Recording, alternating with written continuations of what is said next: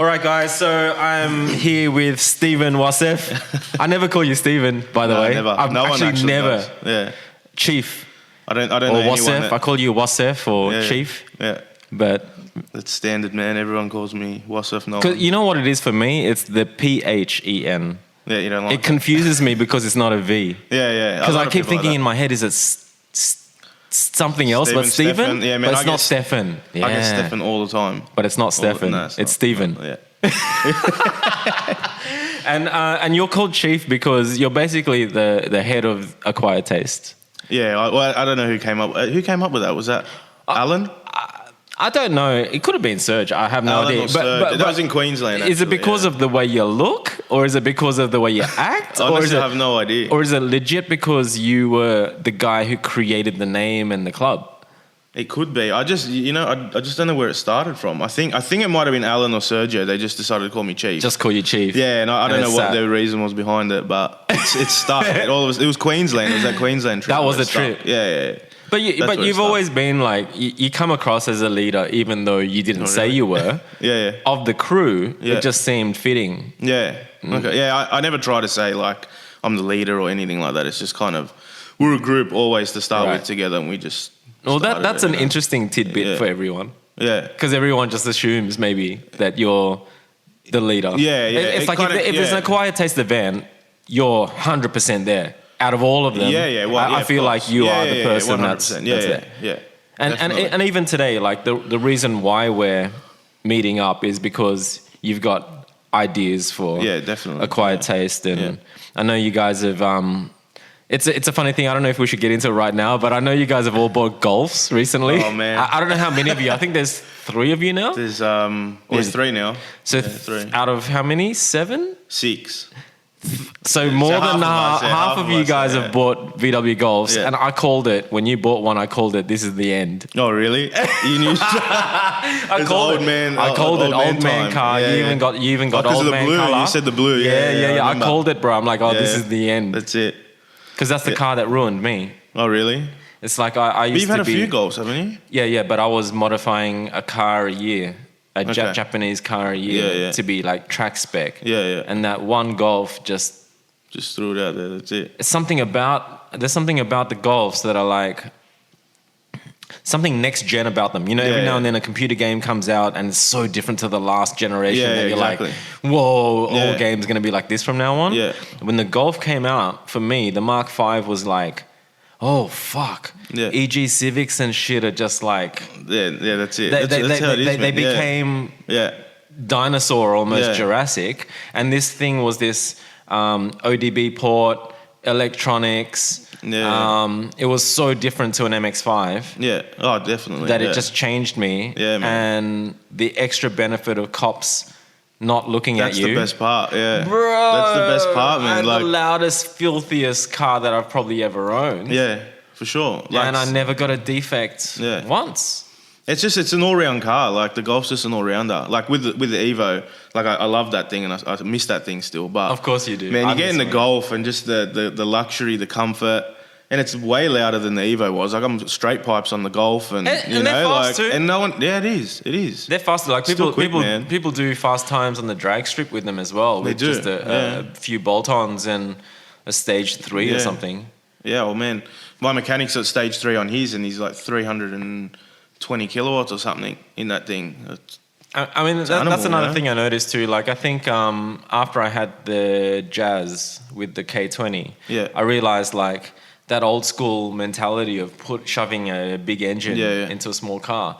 That was like a good formula for a long time. Oh, for sure, But then when you realize you don't have the electronics to back it up, you don't have like traction. We just go straight power. Just put everything in there, and then you're like, spinning in second, and the other guy is already at the other side of the traffic light.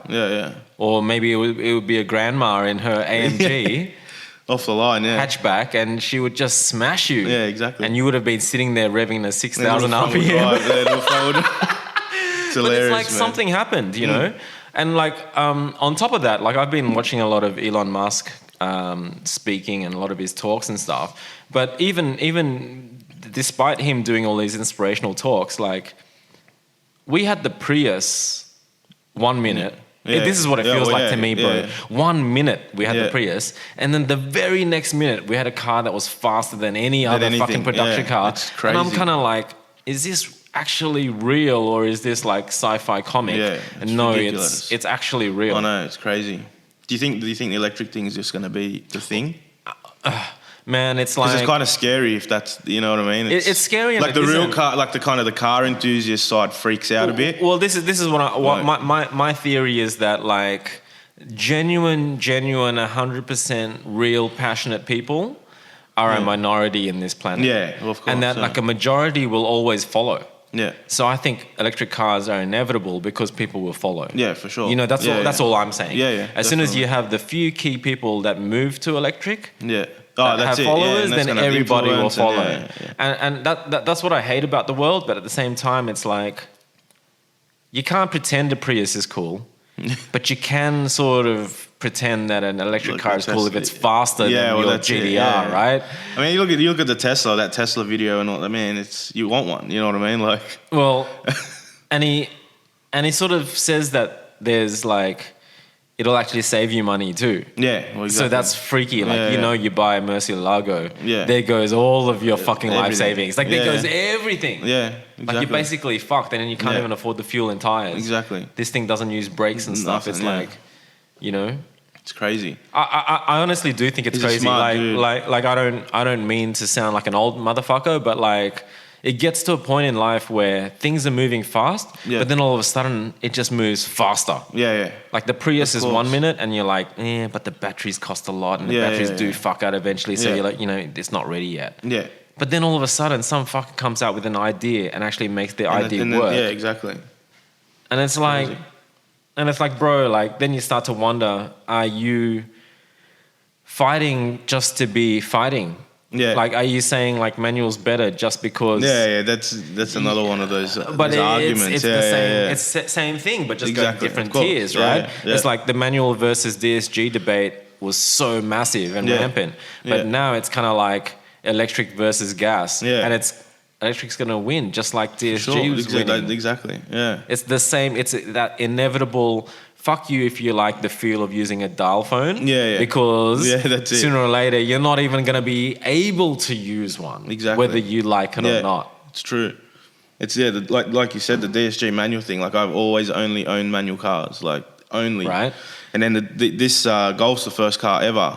And I sort of made the transition. It's not as good. I mean, it's different. It goes down gears for you sometimes automatically. Yeah, sometimes it's a bit jerky. Yeah.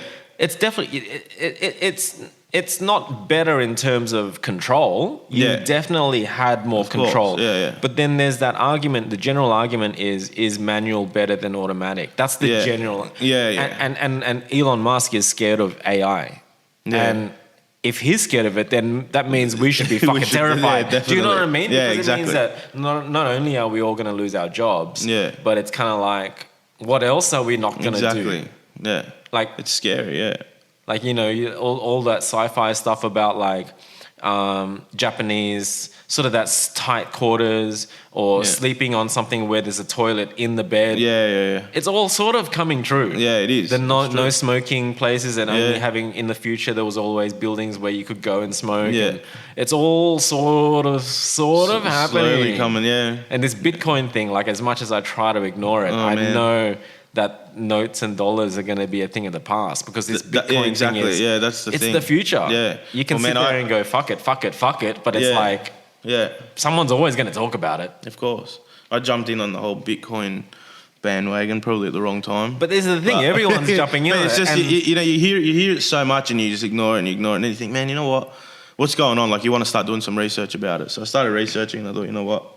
I'll jump in on it, but I don't know what I'm doing. You know what I mean? I'm probably gonna lose every cent that I put into it, but I don't think you will, like, because you're not that type of person. No. That's I allowed for what I can allow for, and then let it sit there and see what happens. How old are you now?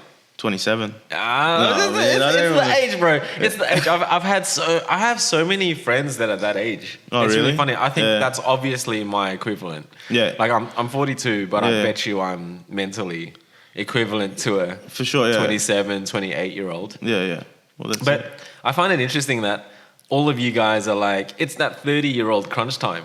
That's the scary. The 30 mark is the scary part. When you start getting closer and closer, you start freaking out. 20, you can still kind of like say up that until you're still 25, young. you still feel like you can still say you feel young. Yeah, you know what I mean. You don't feel like you got to be already at the stage that everyone kind of expects you to be at. But 30, you're an adult no matter which way you look at it. Like actually globally, you can't look at a 30-year-old as being a teenager anymore. There's no more excuses after that.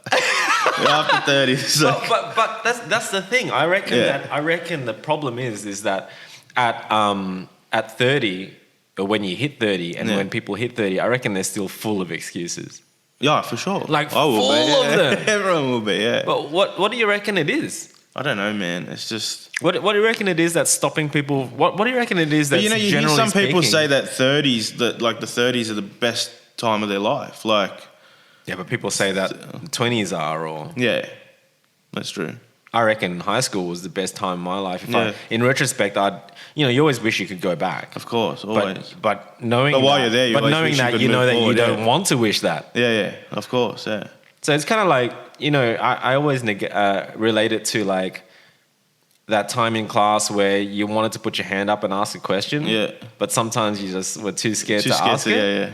I kind of nail it down to that. Yeah. I reckon a lot of people are just too scared to ask it. For sure, yeah. It'd have to be, yeah. And especially with like maybe getting flamed these days for being wrong. Yeah, I suppose with like the whole social media thing and all that now. Right, so if you get it wrong, now you get like humiliated. Yeah, it's not just a couple of people in the classroom, it's now it's like the everybody. Whole... Right? Yeah, it is. So it's like that. I've got a feeling that almost that single-handedly has stopped a lot of people from potentially asking really interesting questions. Yeah, it is. Definitely. Like they'd rather just like, it's almost easier to get good at making a meme or a joke than it is to actually ask a question that might make you sound stupid. Yeah. It's probably easier to just like write shit instead. Yeah.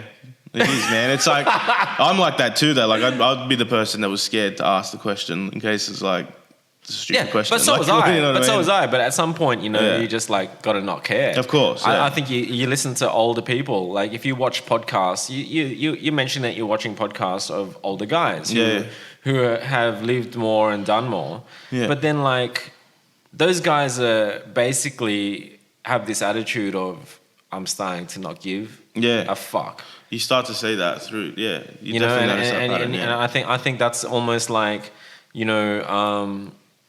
that whole thing of like, I mentioned it so many times, bro, but when you get some negative feedback, it does hurt. I get it and I sit there and my head goes at 1,000,000 miles an hour thinking of how am I going to respond to make this guy fucking feel like I've just chopped his knees off, exactly, right?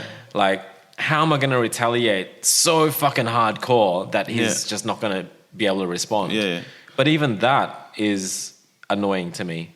That I have to go to that length to try and get back at him or whatever. Yeah, because it's like, man, it's hard to let it slide, but it's kind of what you're supposed to be doing. You got to try and let it slide, but it's hard. You're meant to, but it's like very hard to do. Yeah, like it's interesting. It's like that's what I sort of said with you with Acquired Taste, and the way I see it is it's a bunch of young guys who had a car club. Yeah, that got to a circle of friends that got fairly out there to a point where you were in the public eye. Yeah. In Sydney, at least. Yeah. And it got to a point where people saw enough of you on social media, saw enough of the crew and the cool cars and the vibe, and you guys thought you'd make some lanyards and stickers, which is a really easy thing to do. T-shirts, lanyards and stickers. It's like a template, right? Yeah. It's like every rock band will make some stickers and a T-shirt, right? It's just that it's inevitable. Yeah. And you did so, and as someone running a shop, as someone running ZEN Garage, I saw kids coming in and not even knowing what Acquired Taste was and just buying the stickers anyway. Yeah, because this looks cool or whatever. So right? Or they've seen it on another car, right? Even with Cars for Hope, I've said to Birdie all along, man, it's a fucking serious message here. Yeah. Like, it's so fucking vague. I don't get a single word on your website. Yeah. But then people all wearing it because they don't even know how to talk about it. They're like, it's something to do with depression. Something to do with that, yeah. And you know what? It's like when I was younger, I didn't care so much. Yeah. But now it's like, as I get older, yeah, I realize all of that matters to me. Yeah, well, of course. You know, it matters to me who I'm selling to. It matters to me who's buying it. Yeah. And I think there's a place for like selling out when you're starting.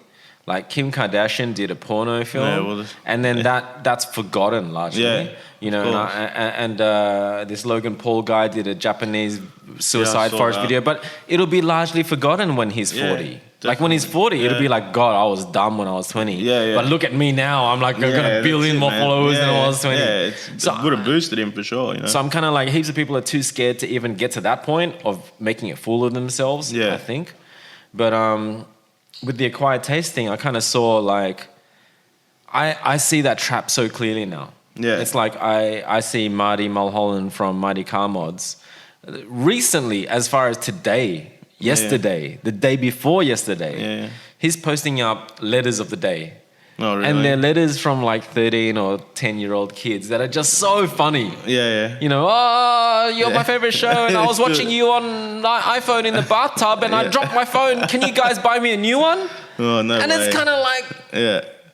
It's classic because I look at that as like iPhones are $1,400. Yeah. They're a fucking computer. Yeah, exactly. There's a 10-year-old kid dropping one in the bathtub watching videos of... And I'm like, kids are fucked because they're not dropping a phone here. This is a personal computer, bro, they're dropping. It's not a Nintendo little Mario Brothers. This is legit a fucking powerful thing that you can make money with. Yeah. But they just drop it in the fucking bathtub watching Mighty Car Mods and then they decide to send them an email asking for a new phone. So I'm kind of like... If I was Marty, I'd be really happy, obviously, with my success. Yeah. But man, if it was me personally, like I fucking couldn't deal. No way, you'd freak out. All day long, all night long, 24 hours a day, letters from 10-year-olds. No way. Asking me for an autograph. Bro, I'd just neck myself. Like honestly, like I'm so happy for their success. But like as I get older, I'm kind of like. All those kids that were wearing ZEN were super cute to me. Yeah. Before, you know, you go to Time Attack, you see like 15, 16-year-old kids wearing a black ZEN hat, black ZEN t-shirt, black skinny jeans, black sneakers. I'm like, you guys look fucking sick. When I was that young, I looked like a fucking Gumby or something, like orange and blue and yellow and fucking V8 supercars or something, right? With all the racing stripes and checkered flags and flames and shit, right? Of course. But these guys were like legit looking like hipster cool fucking wearing black and white. Yeah, blacked out, And I was happy for a while. Yeah. But then I realized, like, these are kids that have no idea, actually.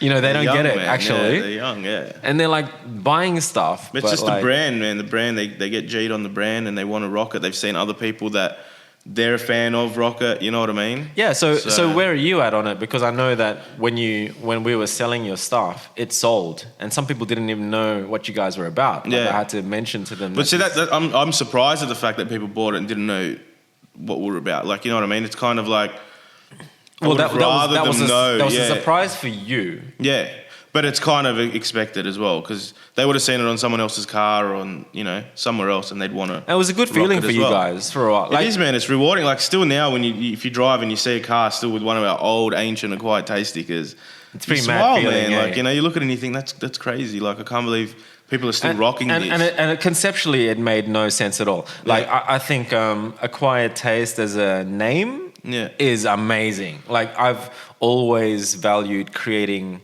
a name with a concept built into the name. Yeah. Like, you call it something like Mooch or whatever, and like no one knows what that means, right? But if you call something like Australian in front, which is the opposite of Outback in front. You call it JDM style and tuning. It's what it is. Exactly. You call it Bikes Move Us because they literally move us and they emotionally move us. ZEN, you know, there's so much meaning in the in the word. So Acquired Taste is something that I believe I've always thought of myself as an acquired taste. You know, I'll rub people up the wrong way, but I mean well. I always like my favorite foods in life are ones that I didn't like when I first tasted. And then maybe the complexity of how subtle it is got to me in the end. And I like ramen, you know, like you can have a salty ramen, but the subtle ones are the ones that I really appreciate now. And then there's music.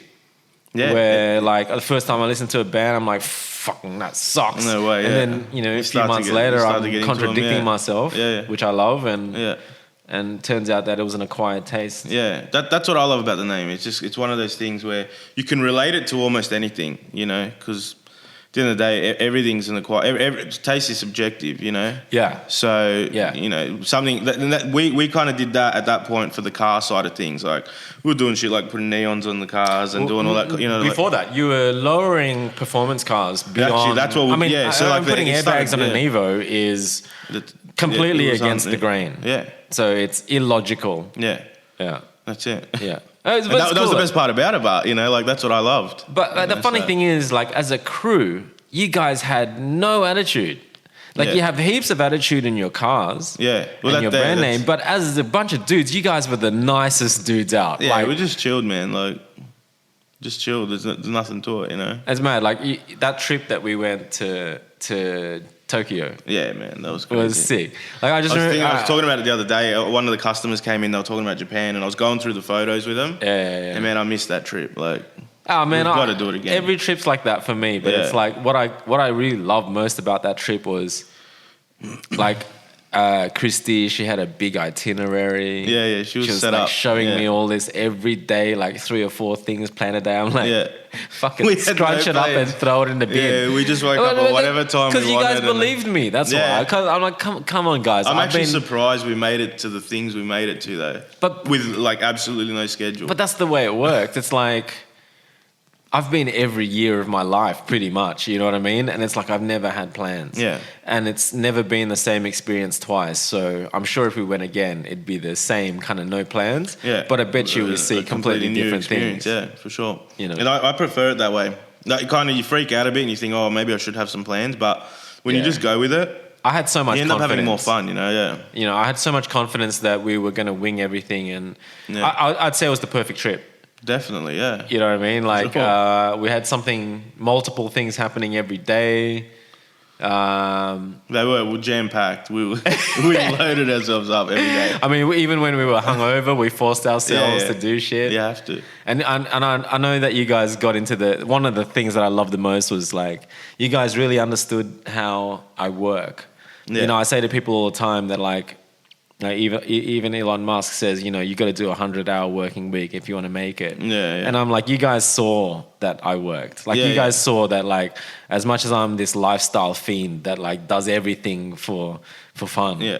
Like, that the last person awake was me. Yeah. Sitting there while everyone was hungover and editing fucking photos and blasted, like, literally hitting the sack. Yeah. I was that fucker that was editing photos. I remember because it was like, I don't know, midnight or 1 a.m, and we'd see you put the post up, the blog for the day. And it's pure logic. Yeah. It's like if I do a 7-day trip and decide to blog it all when I come back, how am I going to remember no way. The shit that happened during each day?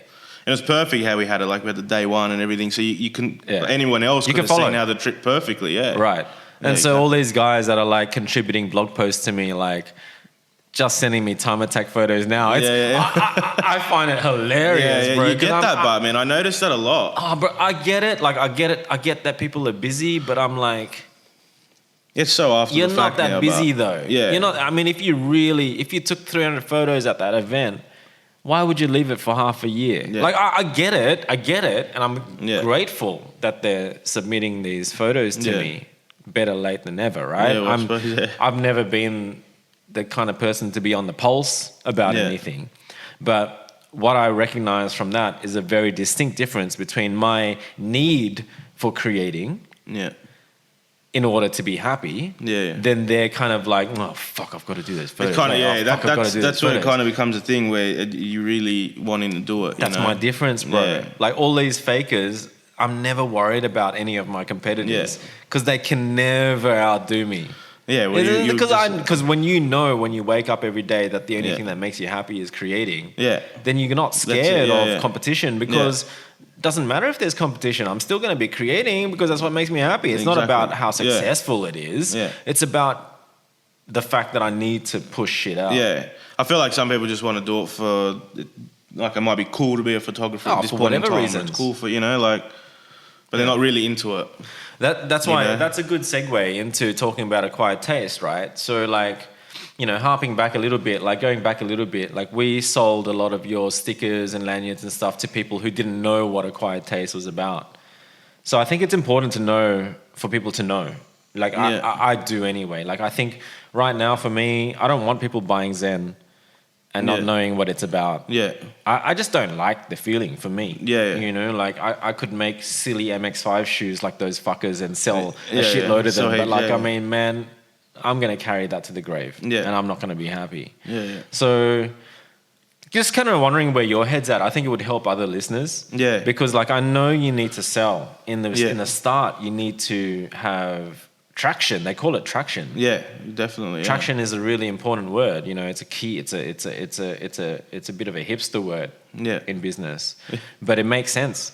It does. You want to get all of a sudden like a lot of people viewing it. Whether they're like, if you're a chick and you start doing lingerie photos, you don't really care that the guys are commenting saying, "I want to marry you." Yeah, yeah. Because you're getting fucking, next thing you know, you've overtaken the photographer. Like, I shoot girls that have got less likes than me.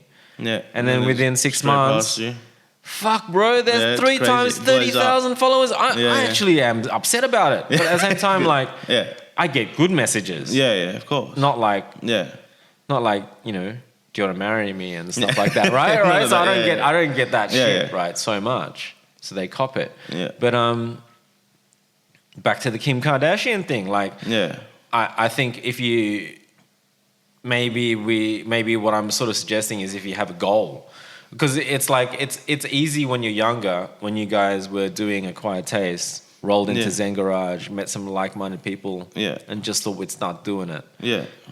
That's easy in that it's organic. Exactly, but it's not different. Planned. Yeah. No, it's not planned. That wasn't, You can't take credit for something that's organic. I think you need to, growth can be organic, but it's great when you initiate it. Yeah, for sure. See, with us at that point, we had the cars. That was our thing. We were just a car group. We modified cars. We went to all the shows, all the events, all that kind of thing. But it wasn't. We weren't looking at it to be a brand. Well, that's the thing, isn't it bizarre? It kind of, we kind of got a taste of it being a brand when we started to see stickers sell and we started to see lanyards. Yeah, but isn't it weird that people were wearing your sticker, not being part of the club? Yeah. Like, it's bizarre. Yeah, I know. Yeah. It's like saying Maroubra Jiu-Jitsu. Yeah. And you have your members, but your stickers look so cool on your cars that other people start buying them, but they don't do jiu-jitsu. Exactly. It's like that. It's kind of like that. We had people overseas. I mean, I'm still getting messages on, because the Facebook page we don't do anything on anymore. Right. It's just been sitting there, like, with whatever post from last year or the year before. And people are still messaging, asking for stickers. And I'm like, man, we haven't done anything in like 2 years. Right. And you're still asking to rep what? Like, you know what I mean? I know. It's bizarre, right? Yeah. Like, what is it now? You know what I mean? So you're obviously, you've had some time to redefine the concept of the brand? Yeah, well, it's kind of, I don't want to like focus at 100% cars, because we're not 100% cars anymore. Well, do you know what I mean? That's like, Zen. I mean, it's still cars. That's always going to be. No one is just into cars. No, but whereas back then though, we were. If you said to me back then that I'd be at this stage now where I'm not still modifying a car every day, I'd say no, you're crazy. I'm still going to be doing it. You see, that's a good lesson to younger people. You know, it's hard. Because when you're in it, you just like... Yeah.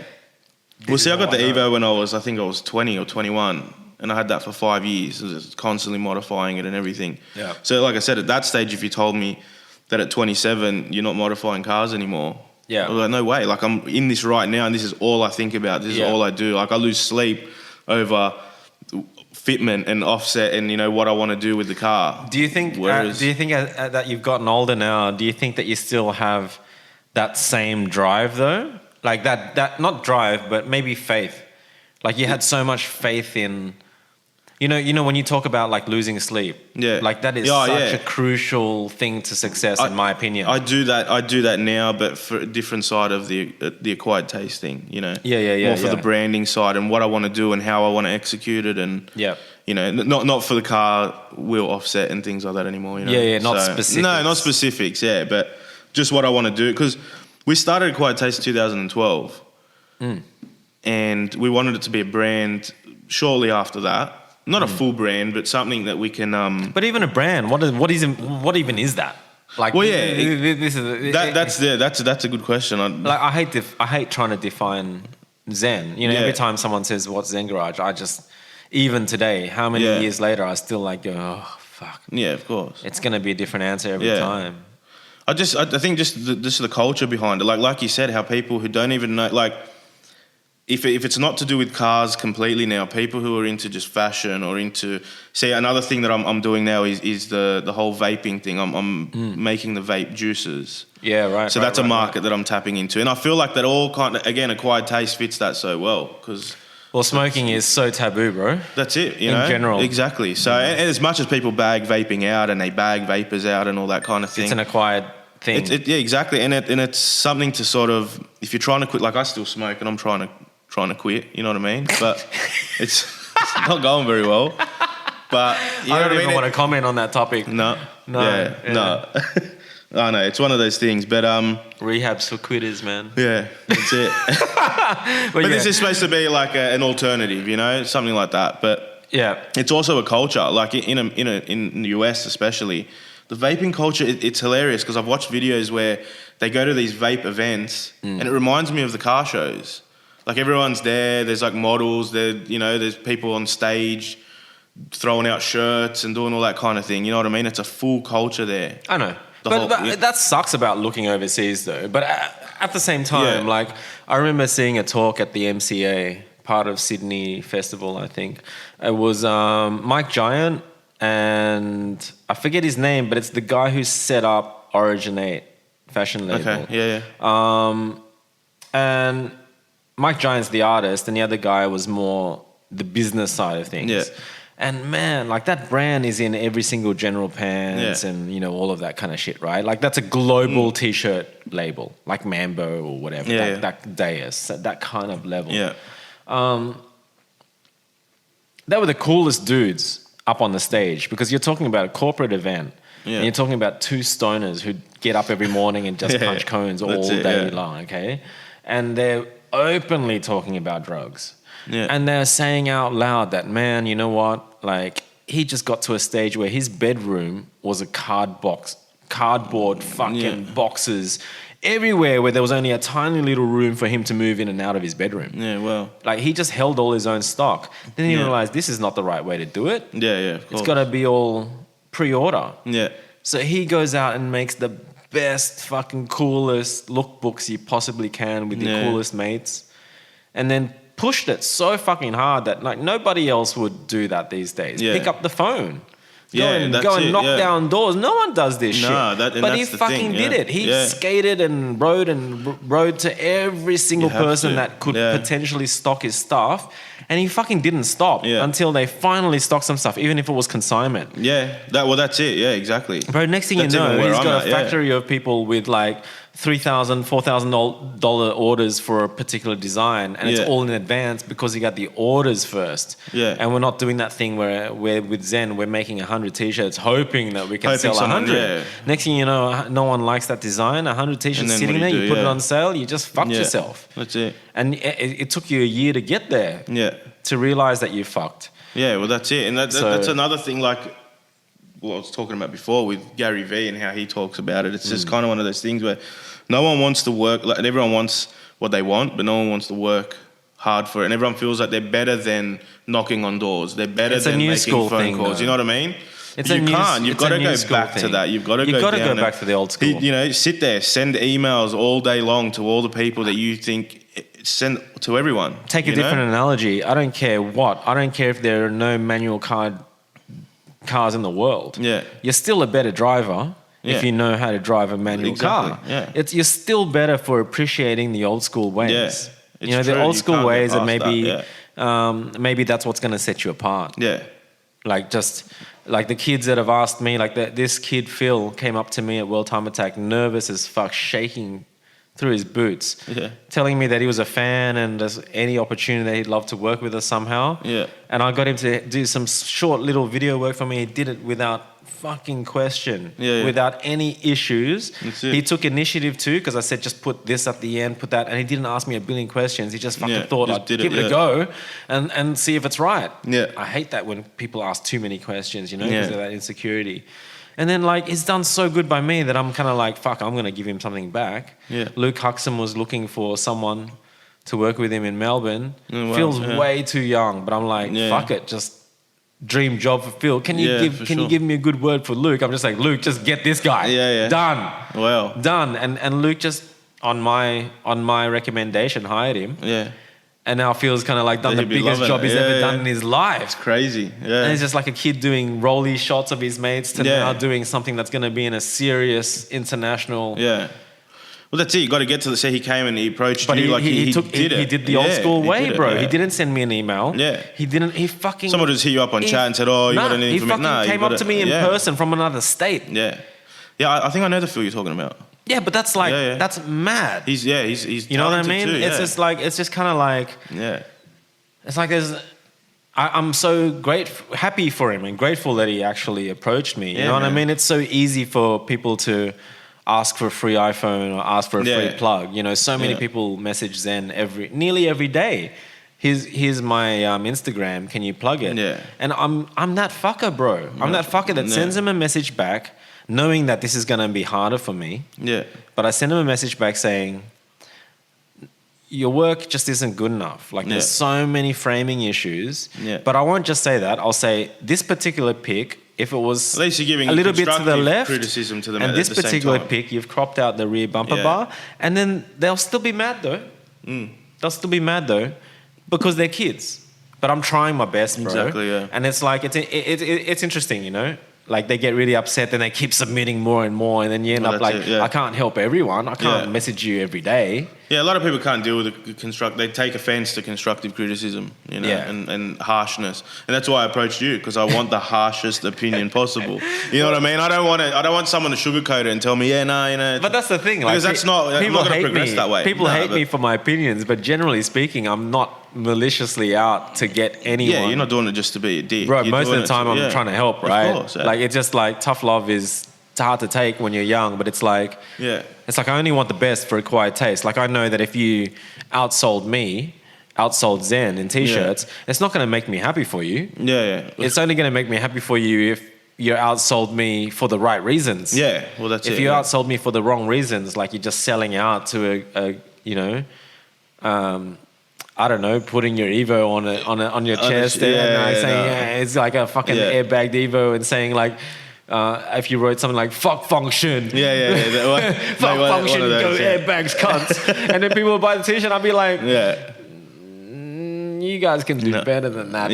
That's my thing. It's like I don't mean to make someone feel bad by saying that they can do better. But when I really know someone can do better, it's like I like to like have a word. Yeah, for sure. Like even the chicks that I love shooting, like some of them with the fake contact lenses and the fake tits and stuff. Yeah. It's like they'll post a photo and like the comments, I'll read them and they'll be like, wow, you've got such amazing eyes. But the eyes are fucking contact. Yeah. Oh, your eyes are even hotter than your tits. Yeah. And I'm like, yeah, but the tits are fake too. And the eyes are fake too. So then I can't help myself. I'll just comment with like an alien icon or something. But it gets me in trouble, bro. Yeah. Because they're girls that are friends of mine. But I can't stand the comments. And I just can't stand the photo. Can't deal with it, And I'm just like, I'm that fucker. If I'm a dick, it's because I'm too honest. Yeah. Well, that's it, man. But I just want better for everyone, you know? Yeah. So with A Quiet Taste, it's interesting because I think personally that you're going to have to sell out a little bit before you get to the point where you're at with where I'm at with Zen, which is really like anyone who's going to spend $250 for a Zen bag, they legit get it. Yeah, that's like, it's too expensive for you to be like cash in on that bandwagon. I want to look cool. You know, like all these girls out west that saw some of my girls wearing Zen were like, oh fuck, I want that. They didn't even know what it was. They just thought it looked cool. They just saw the girl with it and they wanted But I kind of don't want that. See, that's where before we were so kind of afraid of selling out, so scared of like trying to. We didn't want to. Well, you're good guys. You know, we weren't about just trying to make cash. If you were malicious, you could have. You could have. Yeah, easily. If you wanted to, you easily. Can. Yeah, but we held back, and we even even with things like we tried to be more exclusive. You know, we could have had a crew that had 100 people in it, but we thought, no, that's not what we're about. You know what I mean? We would just have us. People can rep stickers, but they can't. You know, they're not in the crew, because this is not. You know, we're not trying to sell out here. This is our group. If you support the group and you like the stickers and whatever, rep it. But then you don't get far that way. Well, you know what I mean? Well, that's why you don't get far that way. I get it that you guys were so halfway about it. You guys were like, oh, if we make money, so what? But that's what we were doing too. That's it, yeah. We didn't give a shit. It wasn't about the money at all. Mate, it still isn't for me. Yeah. I mean, that's to my detriment too. Like, it really pisses off my business partners. Yeah. You know, I had one business partner to leave, actually. Yeah. I had two leave because money wasn't a priority for me. Yeah. But I'm like, if money was a priority, I think Zen would have been dead by now. Yeah. Is what I'm getting at. It's like when when you know deep down that something can live on, whether you make money or not, Acquired Taste is kind of like that for you. Yeah. I feel like it's like, okay, you guys did something that had legs before you even tried. Yeah, for sure. So that means it's got potential. Yeah. Potential is a really powerful word, right? I talk about it all the time. Like there's this song called Potential, Jimmy Carter Bunch in the 70s or 80s. I need to play it on my show because it's like they sing about potential from the start of the song to the end. But it's like, one of the lyrics was like, there's different types of potential. There's like capital P and lowercase p. But like capital, you know, potential with the capital P is like, it just could take you places. Yeah. You know, and I think Acquired Taste is one of those things where we talk about that word organic as well. Yeah. It's a really buzzword. Yeah. A buzzword when it comes to technologies. Yeah. So when you have something that's growing organically, it's a shame to feel like you kind of wasted it. Yeah, and that's the thing.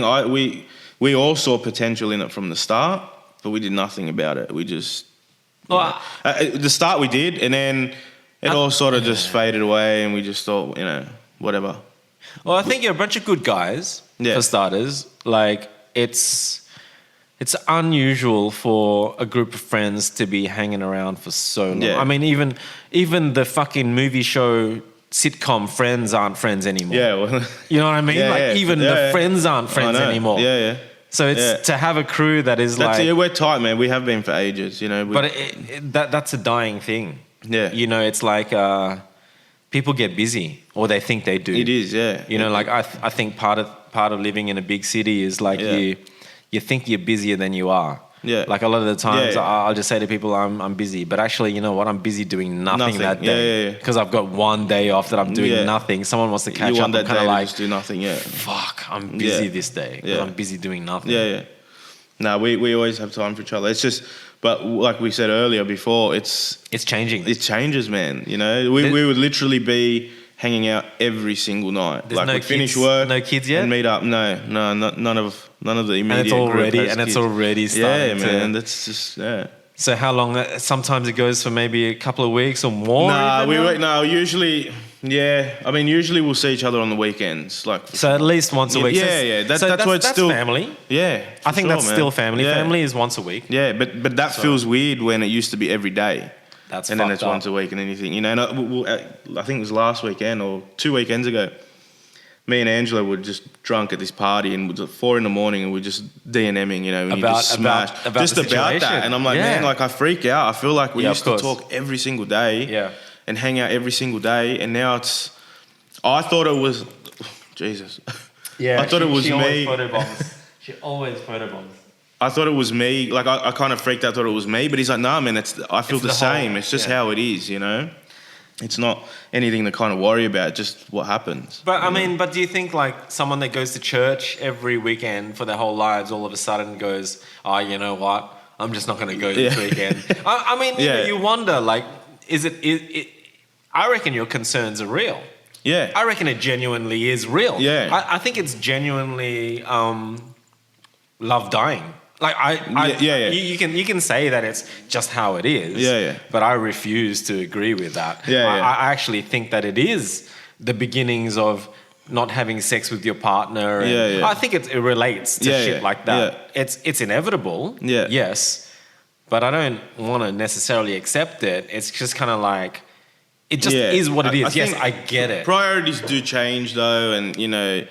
we all die alone eventually. Yeah, sort well, of. that's it. Yeah. But it's kind of like, at what point? Yeah. You know, like you guys have been tight for so long.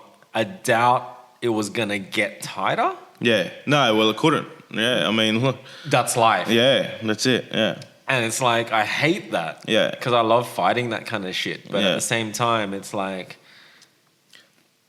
man, I as I get older in life, so much of that shit fucks me up too. Yeah. You know, I was hanging out with a bunch of like people your age who haven't been with a girlfriend forever. Yeah. And they're still single, and I'm showing them my photography and stuff, and they literally can't stand it. Oh, really? They're like, fuck you, motherfucker. Yeah, and then it makes me think, you know what? That's it. I'm never going to touch another 30-year-old chick ever again or below. I'm going to introduce all of them to these poor cunts. Because,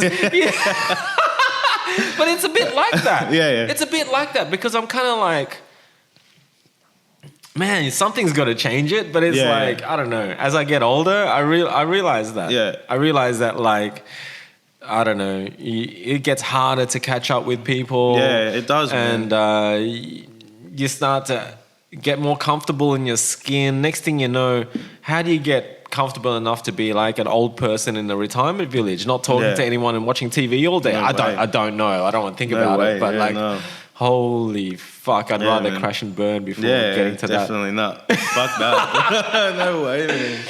So what are your plans then with the Quiet Taste? I know you're here to buzz my brain, but well, like I said, I want to get this juice line off the ground. Yeah, to start that's with, cool. because what's happening? That's related to your family business. Well, to the business, yeah. So we've got the tobacconist. So it all kind of started with the last tobacconist, one we had in Parramatta. Question. Yeah. As a tobacconist. Yeah. Just question on morals. Yeah. It's a heavy question, but I figure I've got a tobacconist on the show. I might as well fucking ask. Like, how do you feel about like being a dealer to a degree? A dealer. Well, you. I suppose, I know. If you were running a coffee shop, I would have asked the same question. Yeah. Because coffee is a drug too. It's a vice. I feel like back to the vaping side of thing, the morals, you feel a little bit better because you offer them that there's that alternative. Do you offer people that in the shop? Yeah, like before we wouldn't. Like, do you have an old lady, for example, who's 80 and she comes in literally every day for a pack of cigarettes because she smokes a pack a day? 50 packs, man. They go hard and they're like, how do you feel? But they're the ones that are the hardest to change over. How do you feel? Like, do you? Just curious question. Like, you running your own business, making money off someone that has just bought like a shitload of cigarettes, and you knowing that these cigarettes aren't good for them. Yeah. Well, they're not good. They might be not good physically. They might be good mentally. Yeah. There's an argument there. Something else. There's an argument there. I'm with that argument. But overall, it's probably not a good thing. Yeah.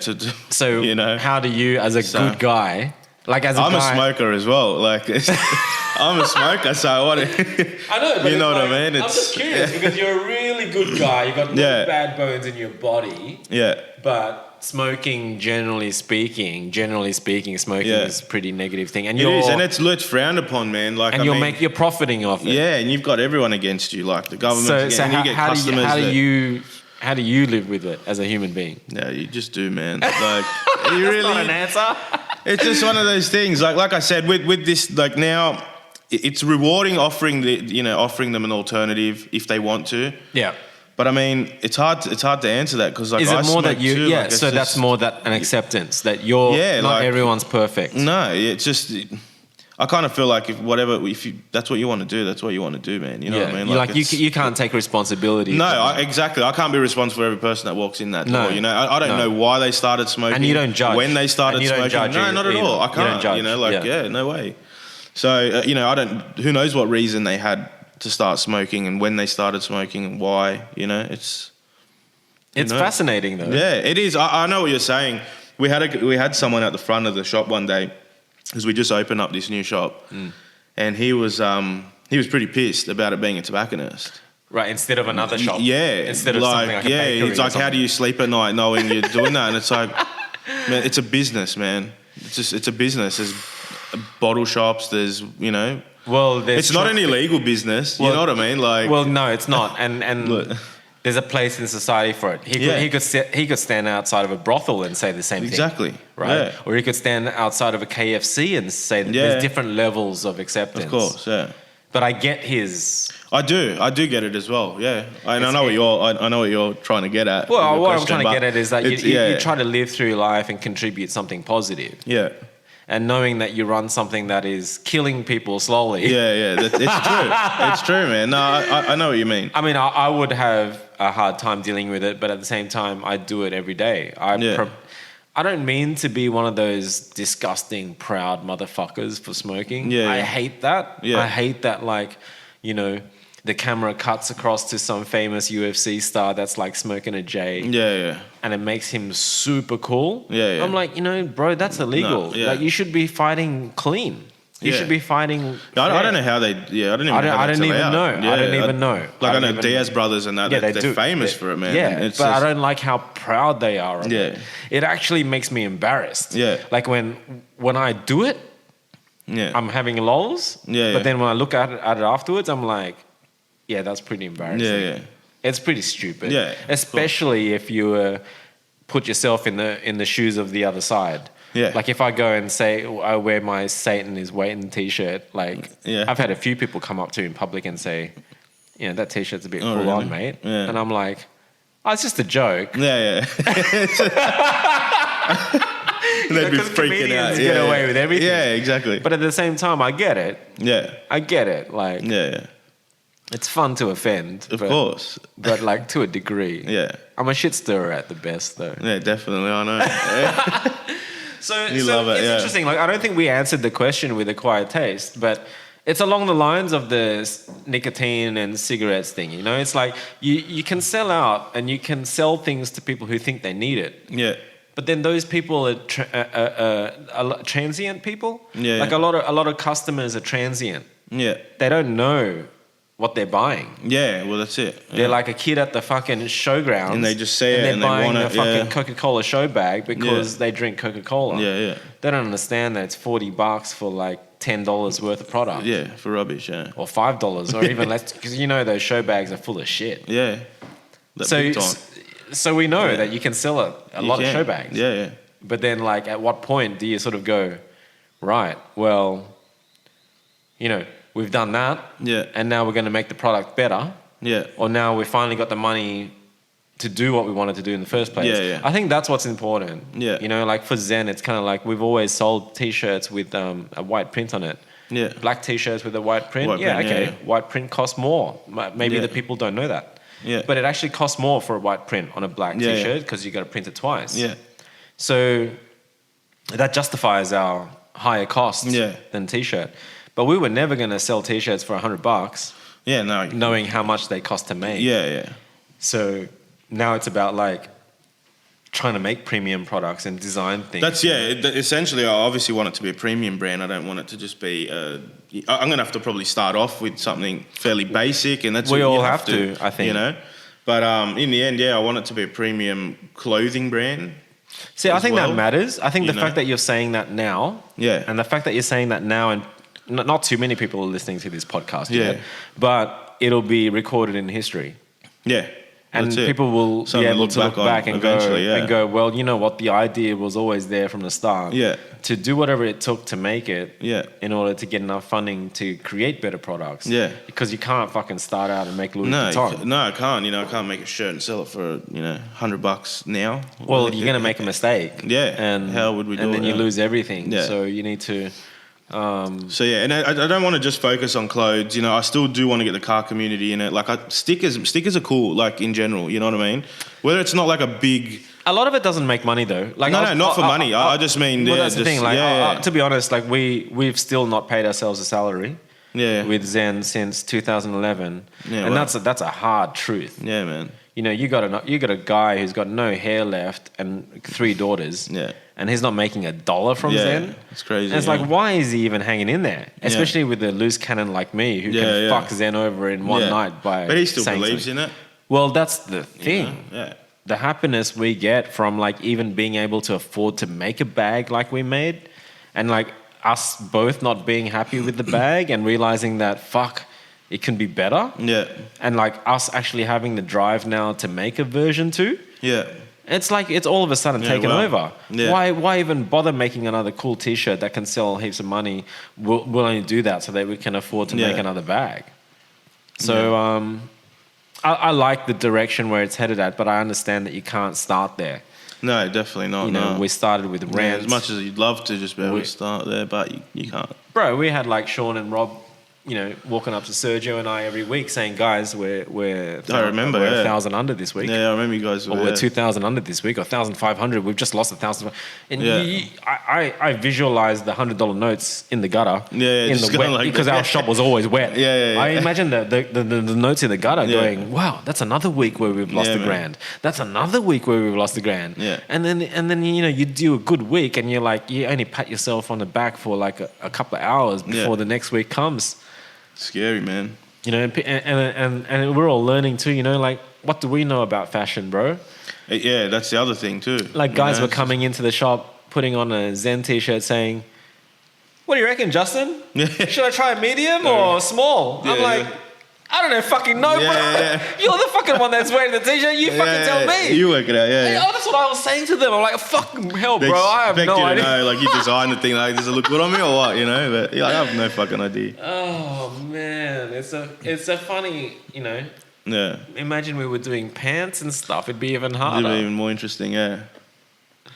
Missed the whole ZEN concept too, man. Like the whole store. The shop, that was cool, man. Yeah, look, I think it's cool too, and I think I definitely want to go back there. Yeah. But it have to be a situation where I lived upstairs. Yeah, for sure. It's my life. People need to get over this concept of like waking up and being Iron Man and then going to bed being fucking Tony Stark. People need to get over that concept. Clark Kent, Superman. There's no such thing as separation, guys. Like, I fucking love the concept, but it doesn't work. You can't turn something on and something off. It's like when you're in a relationship, you understand it's kind of always got to be on. As soon as you turn it on and off, next thing you know, you leave it off for too long and then it creates problems. Right? So it's kind of like, you've got to be on. That whole sleeping on the head on the pillow, thinking about your business. If that's not there, you're in trouble. Because you can't just turn it on. You can't. So it's got to be, you know, people talk about balance. I disagree with balance, man. I think when you're fucking gunning for something, when you go, just go. You've got to go all in, man. The balance. You've got to go all Make sure in. you got friends and stuff that'll support you during those times, because they understand that is pivotal moment. It's a pivotal moment. And if you decide to just ease up and balance shit out when you've got all that energy, then fuck, you've wasted it. That's it. You might have missed the train. You have to just go all in, man, and that's the biggest lesson there. I mean, a lot of people just half-ass it or try to, you know, you've just got to go all in. No, I like it. I like the new direction for Acquired Taste, because it's come about for a reason. It's come about for like, you tried something. It's a lot, there's so many analogies for it, bro. It's kind of like an artist who got a little bit of fame when they were younger, and then they disappeared for a while, and then they've come back. With a vengeance. Well, that's it. It's a restaurant that like was around in the 70s and it shut, and now in the 2000s it's come back. And they're still serving snails again or something. You know what I mean? Something different. I kind of like this idea of like where there are so many kids today trying to start up something new. That you've got this thing to rely on, old photos. History, that's experience. There's you still can whip it all back up. You can whip it all back up if you have to. Hey, we've been to Tokyo. There's still advantages to being older than being younger. Of course, we probably wouldn't have done this if I was back at that age now. You know what I mean? It's only now that I've decided to do it. You know, the older you get. Well, you know, I'll support you guys, because I know. Like, end of the day, it's like I support anyone who has their heart in the right place. You know, and I know a lot of people could do with even more help from me, but I help where I can. You know, like I can only help 1 or 2 people out at the same time. Like right now I'm helping a girl who hasn't got any followers because she thought it was cool to be a feminist and not wear makeup in photos and stuff like that. I'm like, you wear makeup in photos, you get heaps more followers. That's just reality, man. It is what it is. And wait, later when you're my age, you don't have to wear makeup, and you would have done all the hard work when you were 20. You know, or younger. So I kind of like, I'm excited for. I'm excited for where you guys go, only because I think like you guys have got more passion than sense. Yeah. You do. Yeah. Like as a group of guys, I think like that whole feeling of like holding on to the crew, creating good vibes together when you're a crew, and then sharing those good vibes with people. Yeah. I think that's the formula that maybe Zen opened up your eyes to. Yeah. Was that like just doing what you do and documenting that. Yeah, documenting your life is actually a celebration in its own. Yeah. That's pretty much what I've always done. And we still have all the memories of all that, man, you know, like... And there's more to come. From day one, yeah. That's it. There's more to come. More. Well, I mean, whether you rock up to events or not, that's another thing altogether. That's another one, man. We haven't been at anything for ages. Like we missed biggest things like Hot Import Nights and stuff like that. Yeah, me too. But I'm not a fan of Hot Import Nights. Yeah. Like I love those guys that run it. Yeah. As individuals. Yeah. But it's not my gig. It's not my thing. It's not yours. Yeah. You know, like, I think it's good for the car scene. Like if we talk car scene, I mean, what it used to be to what it is at the moment is just a completely different ball game. But things I can still support them. That's the thing. It's like of course, my thing is like, they might be upset that I'm not there, and they might be upset that I'm not super into it. Yeah. But end of the day, I don't think it's a bad thing in the scene. So I think it's what the scene needs, to be honest with you. At the moment, it needs.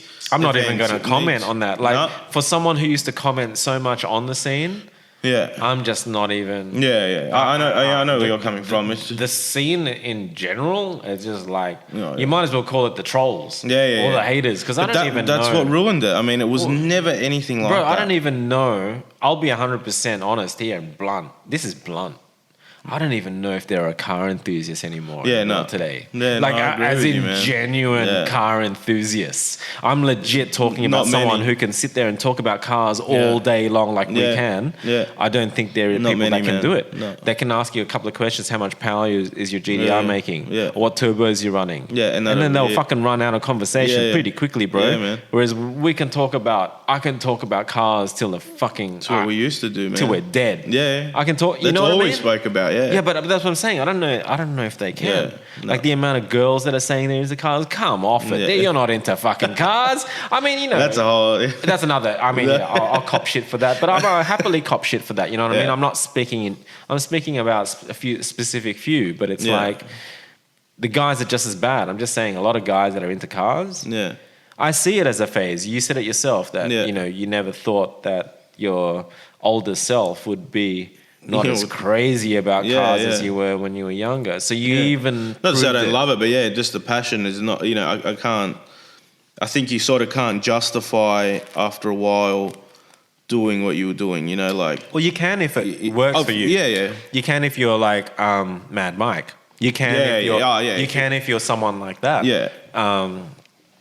But like I also said in previous podcasts, that's a small percentile. Yeah.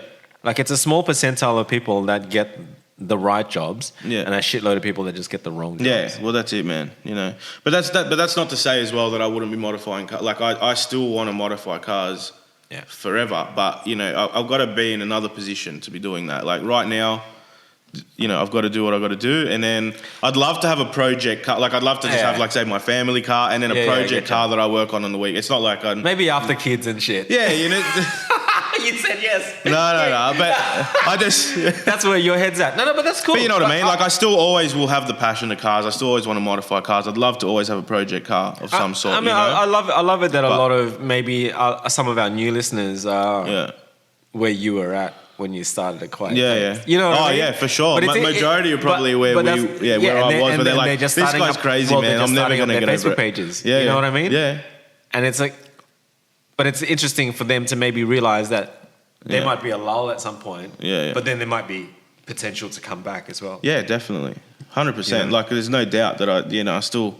There's heaps of cars that I want to build and still want to do stuff with. You know what I mean? It's just... And starting up your own brand is...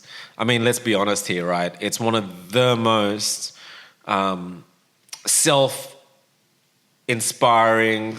self-confidence. It's one of the best things you can do in life, because you can work for your family, you can live at home, you can do all this shit, work for the man.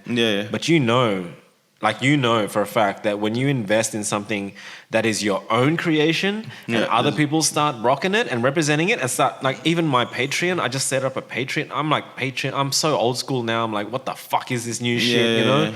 People are saying, my Patreon this, my Patreon that. I'm like, ignore it. Yeah. Finally, check it out.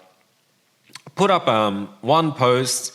This is my Patreon, guys. Sponsor me if you feel like it or what. I set it dirt cheap, $5 a month. I'm like, I could make it 50. Nah, $5 a month. Yeah. As of this morning, overnight, I've got $70 US per month coming into my PayPal account from just 16 people signing up for $5 a month. It's crazy, and I'm like, right. Wow. Like, wow. Like, that's more than Google ads. And so it's all this thing where, yes, it's selling out. Yeah. But at the same time, it's like, it's my art. It's my work still. The people that say it's selling out, though, I mean, they don't go to work for free, man. Like, you don't go to work for free every day. You don't get up, you know what I mean? It's like... I value work so much, though. It's just, like all these YouTubers saying, fuck you guys for not saying this isn't a real job. Yeah. I'm kind of, okay, I agree that YouTube could be a real job. Yeah. But in my opinion, the guy sitting there or the girl sitting there doing the 9 to 5, watching a YouTube channel during their lunch break is going, fucking get a real job. Don't sit there and complain about YouTube demonetizing you. Yeah. You're not doing a fucking turn up to work in public transport, getting dressed, having a shit in the shower before you get to work, breakfast, and then hopping on a train and bus and getting to work, doing 8 hours or pretending to work for 8 hours and then coming home fuck off. Yeah. You YouTubers are like... So I get that attitude that they're copying. Yeah. But then that don't get their videos saying... fuck all of you cunts, thinking that YouTube's not a full-time job. I'm like, no. Apparently the YouTube guys are struggling, though. I mean, the whole YouTube's not paying anything, or no one's really... Well, that's the concept. It's like, if you're working for YouTube and YouTube is a boss that can change your work situation tomorrow without telling you in advance, then get a real job. That's my concept. My concept is like, if you had a real job, there's no way your employer could say to you tomorrow, oh, I'm just going to cut your salary by 90%. No. Whereas YouTube can do that. And you have no say. No. But that's why that's what I mean by like this generation kind of saying, complaining about shit, but actually like they're still real. They're still real and fake. Yeah. Like we still have old school values over the next generation. Yeah. You know? 100%, yeah. So I reckon, like, with A Quiet Taste, I think you guys do well because you have old school values. Yeah. Because you are a genuine group of friends. Yeah. You know, and I think, you know, obviously your mates will have input as well. Yeah, for sure. I'm always going to look, you know, to them for that input. 100%, you know. But we... They might have to be the investors, to be honest, because... You know, as soon as you release a product, they're going to want some. Yeah, so I think it'd be laid out on the table to start with. It'd be a thing where everyone invests. Are we gonna get in it now together, or you know, it's just it has to come up in conversation. Yeah, it's early, you know, straight away. It's like if I've got to put this much out for a shirt. Bro, if you can afford... Are we all putting this much out for a shirt, or am I putting this much out for a shirt? And that's it. Right. Like, we can all afford... And then whatever, you know what Netflix. I mean? Just... We can all afford internet. Yeah. It's like this monthly plan thing. Maybe you can put in place, like the original founders of A Quiet Taste, always have to have this small internet fee. A small little $5 or $10 a month. Yeah. You know, but that... I think it would be a shame if you ever had to delete anyone off the business. Yeah. I think it's going to be a different kind of business like that for you. Yeah. Maybe one that, even if it did take off and it got to a point where, you know, just say you were making millions off it. Yeah. It'd be really nice to know that the people who were there from the start still were credited. Of course, man. It's up to whoever, you know what I mean? It's like if they want to be in it, there's obviously, of course, man. Like I would hope that you would almost force them to be in it. Yeah, I hate seeing that Beyonce. She was part of another band, and then she takes off, and it's just Beyonce. Destiny's Child thing, your Destiny's Child. That's it. I hate that. I feel sad for the other girls. Yeah. It is. It's like that, man. But of course, man. Like we started it together. Yeah. And I hope it ends together too. That's what I'm saying. I hope so too, man. I hope so too. Obviously, it doesn't always happen. No. doesn't. Like I said, priorities change. Some people want to be involved, some people don't want to be involved, you know? Yeah, but if anybody wants to be involved that was in there from day one, there's obviously no hesitation, of course. Like, but it'd help. You know what I mean? We could work together. It's you know what I mean? It'd just be nice to have happy endings. Yeah, man. Yeah, of course. As well, you know what I mean? It's like, it's awesome. It's easy. It's always easy to start something. Yeah. Well, not even that easy for people these days. Yeah. Like for me, it's like fucking painless. I can start new businesses like without blinking. Yeah.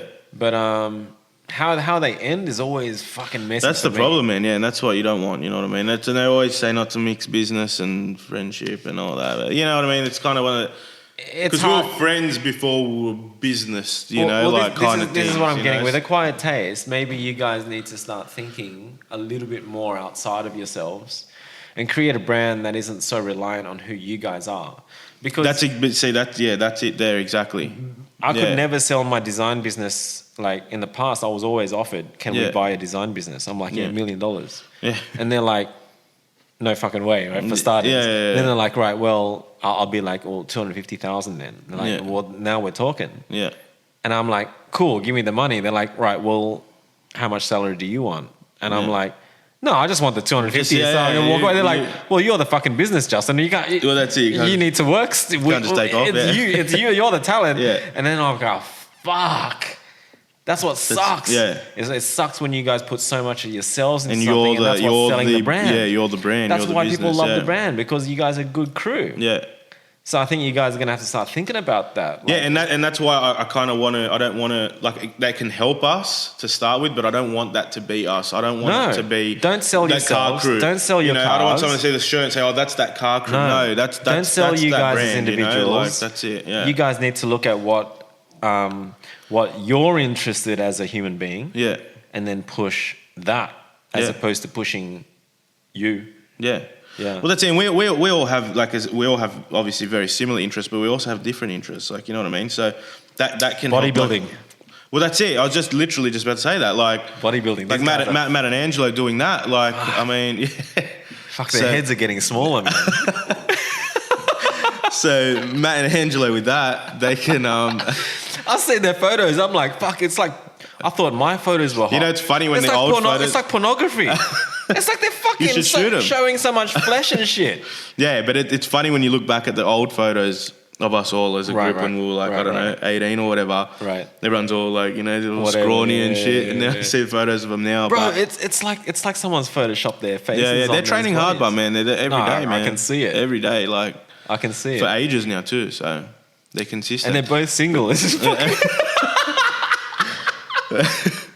That's ridiculous. Yeah. Next thing you know, they'd be like hot chicks. How hot chicks always complain about how no guys approach them because they're too hot. Yeah, they're too hot. They'd be like, oh fuck, I'm fucking lonely because my muscles are too big. Yeah. Girls are sitting there going, oh, his arms, his arms. Too scared to approach and that. Yeah.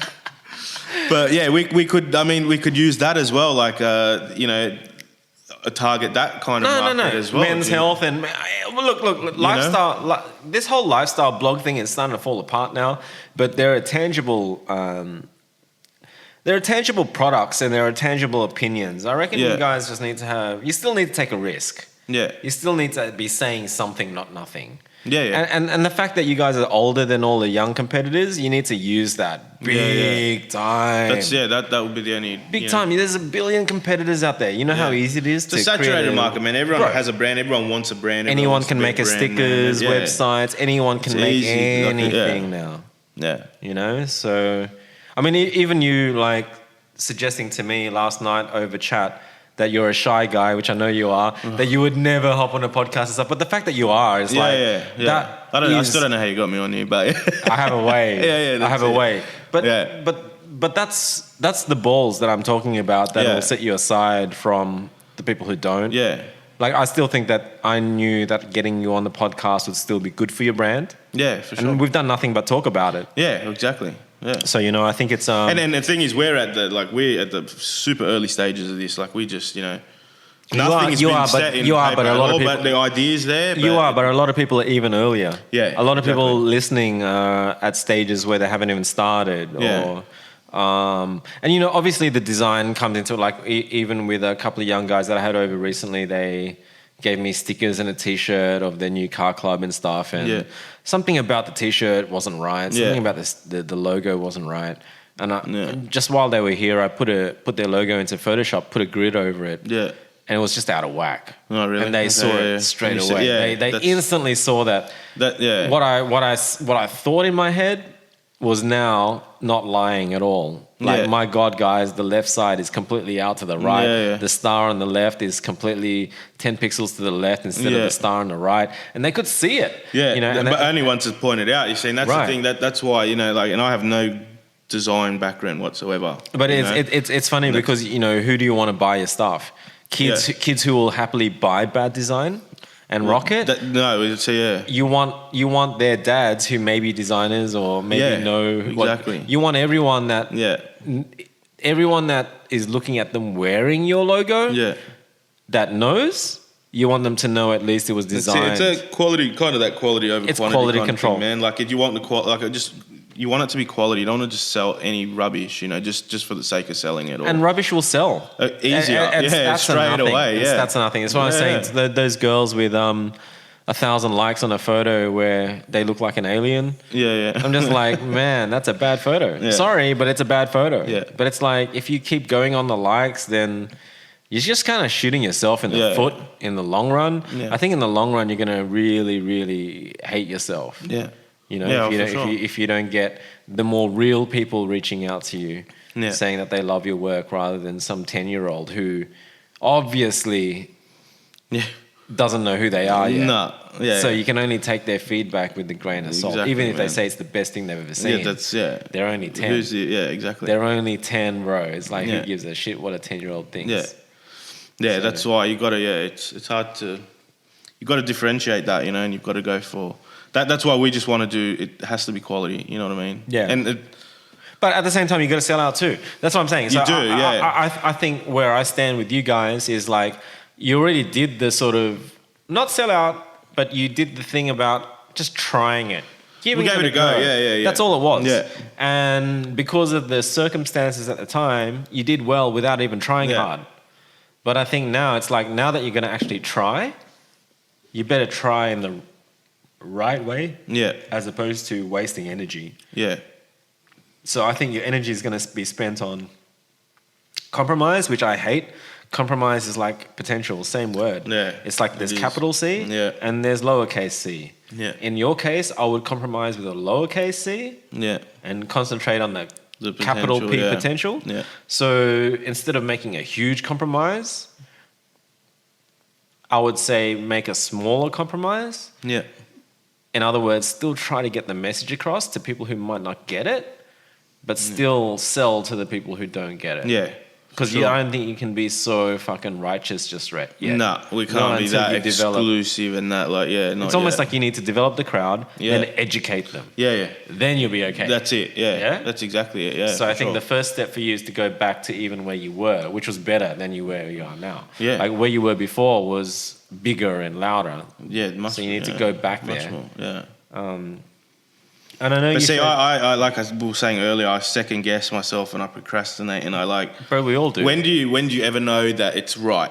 Well, that's why you can. When do you ever know that you're finished or this is the finished product? Okay. So every artist. And I is the never same, have right? that. Every artist that starts a canvas, you got a whole warehouse full of blank canvases. And you start one. And then you wonder when's it finished? Like you're saying that with the bag. Like you made the bag and you thought we could make it better, but you can probably always make something better, right? Man, So that's why you start to figure out why should I just be working on this canvas? When I can start 5 at the same time. So it's all about systems. So you start on 5 canvases, so that when you fucking really don't know when this one's finished or not, fuck it, I'm just gonna move on to the next one. Until one of them feels right? I think that's where you have to be right now. I don't think you can make anything perfect right now. I think everything is a work in progress. When you say trying to get even the logo correct, which is, logos represent your brand. Man, why do one? I didn't do one for Zen. I took a leaf from MTV's books and just thought, man, they do a different MTV logo with every commercial. Every time, and I'm just like, fuck, I took a leaf out of their book rather than, because being precious is a really nasty thing in graphic design. You get so precious about your car you maybe never mod it. Yeah, that's the thing. And that's, you know, I don't want to mod it because the nut's never been undone. Yeah. I want to keep it original. Yeah. You gotta take a compromise. You gotta compromise with a capital C, lowercase c, whatever. You make your small compromises. And that's the biggest thing I will learn from all of this. You know what I mean? Because I'm like, even again, I was talking to Angela that time we were DNMing, and he said, because I've been talking to him about doing this whole juice thing and whatever I'm doing for ages. Like 6 months or more, maybe a year even, but nothing's come out of it. And Andrew's like, you're just being too precious about it. You know what I mean? You're just like, I'm making it and I'm like, yeah, this is perfect. This is where I want to be.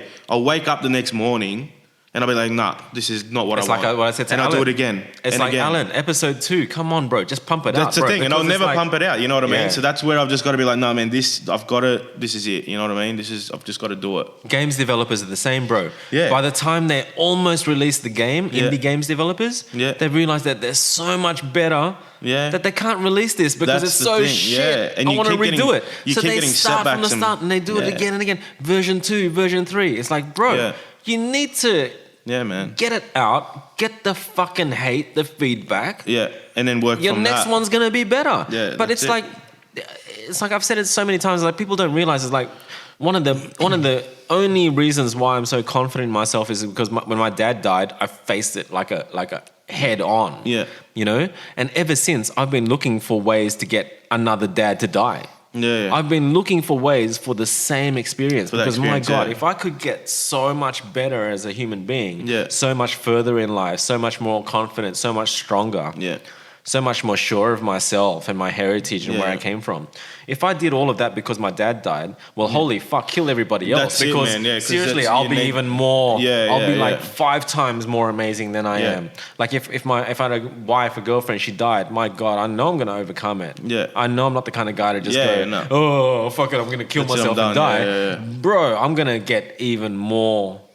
Yeah. Even louder. Yeah. Even more, I'm going to change the world. Yeah. Well, you know what I mean? I've never wanted to change the world, but like these guys like Elon Musk saying that, woke up and I wanted to change the world. I'm like, fuck, something bad happened to me, please, so that I can, you can have think that like kind of that. mentality. Because right now, I can't possibly think like that because I haven't had enough pain. Yeah.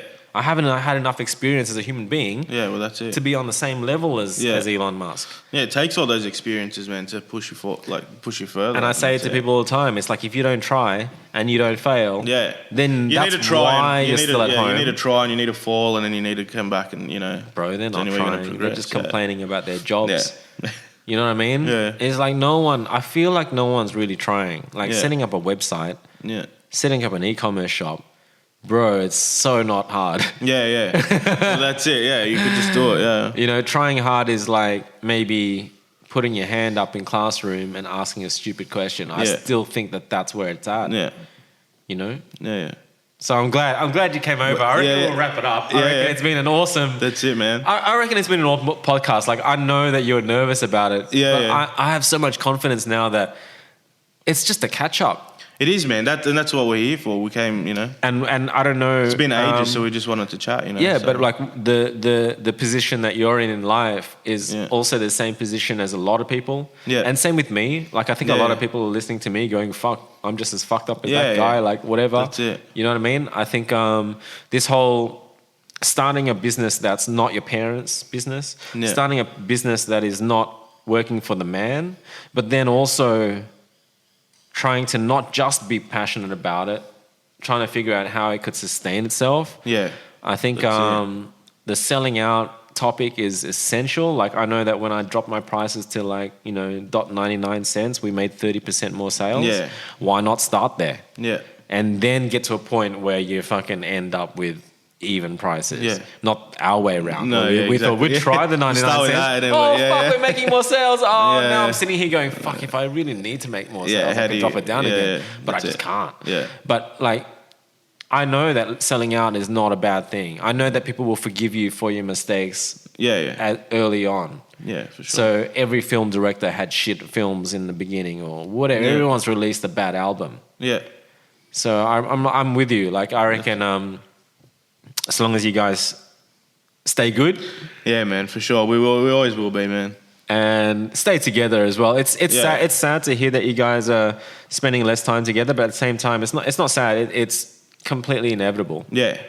Well, that's it. Once you come to realize that that's just it's inevitable, then you don't feel so bad about it anymore. Like I've been wanting to get you guys over here for years now, and it's just one. But it's like you said, it's again excuses. Everyone, busy this week, or they're busy. That's Sydney too. Yeah, it is. Like it really is Sydney too. Like people think that they're busier than they are. Yeah. With notifications off their phones. And that's it. I mean, I don't check emails and I don't have notifications, and even then, like. I only try to plan maybe one thing every second day. Okay. Yeah. Because it's like having that day off between just gives me that time to breathe and actually edit the photos or edit the video or do. If you like constantly shooting every day, you will be one of those guys that doesn't submit the feature until next year. Yeah. It's okay, better late than never, like I said. But it's like. If you want to make it, then that's way too slow. You want it to be fresh, man. You want it to be... Well, if you want to make it, then priorities need to change. Yeah. Like, it's not about I got to brush my teeth or I got to have 3 meals a day. Yeah. Fuck that shit, man. Don't have a shower for 10 days if you need to finish the job. Do what you got to do, yeah. Like, I've never been one of those people that are like, you've make sure you have a shower before you leave the house every single day. Like those kind of Zen tips are not my kind of deal. Like that's bro, like if I need to sleep on the couch for 10 days in order to get this done, I'll then fucking you do it, I think that's an old world. That's a good mentality to have though, man. Bro, that's a hard-working mentality, So but I think you need to. You have to, You don't deserve success. Yeah. At all, unless you put some blood, sweat, and tears into it, and made some mistakes.